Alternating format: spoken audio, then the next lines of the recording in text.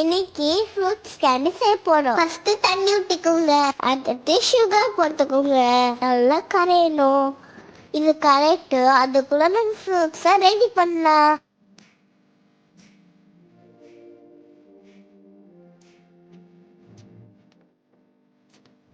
இந்த மாதிரி என்ன ஃப்ரூட்னாலும் எடுத்துக்கலாம்.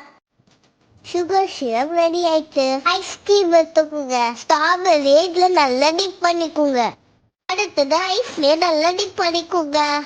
அதே மாதிரி கிவியும் பண்ணி எடுத்துக்கலாம். ஃப்ரூட் கேண்டி சூப்பரா ரெடி ஆயிட்டு.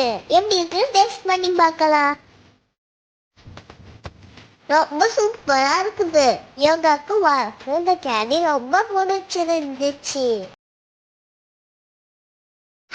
இன்னைக்கு வீட்லயே காட்டன் கேண்டி பண்ண போறோம். ஃபர்ஸ்ட் சுகரை பேன்ல போட்டு நல்லா மெல்ட் பண்ணிக்கோங்க.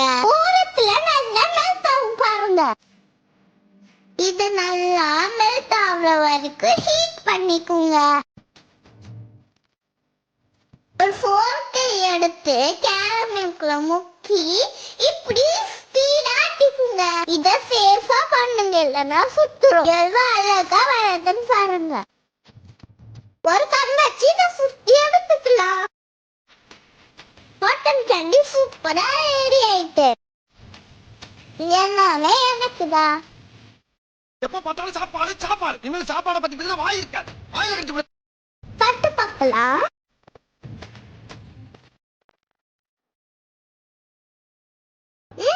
சூப்பரா இருக்கு.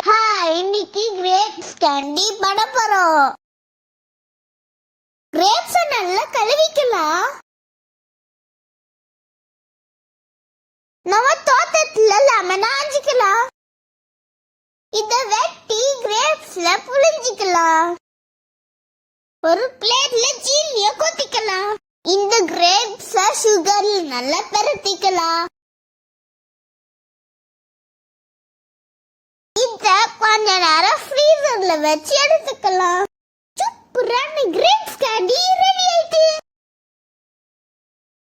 சாப்பிட்டு பார்க்கலாமா?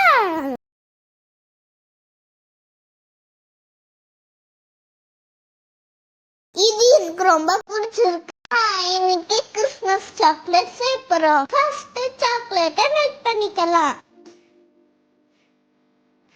வாசனைக்கு மூக்கு வாயிலான ஜொல்லு ஊட்டணும். இந்த மாதிரி மோதல்க்கு ஃபர்ஸ்ட் இதுல கொஞ்சம் ஊத்திக்கலாம். அடுத்து துருவன தேங்காய் மில்க் மேடு போட்டு நல்லா மிக்ஸ் பண்ணிக்கலாம். தேங்காவை சாக்லேட்டுக்கு நடுவுல வச்சுக்கோங்க. அதுக்கு மேல சாக்லேட் ஊத்தி ஃப்ரிட்ஜுக்குள்ள எடுத்து வச்சுக்கலாம்.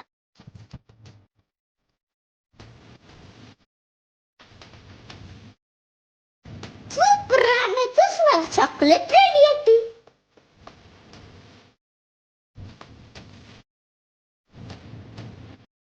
எனக்கு ரொம்ப பிடிச்சிருக்கு. Bye friends.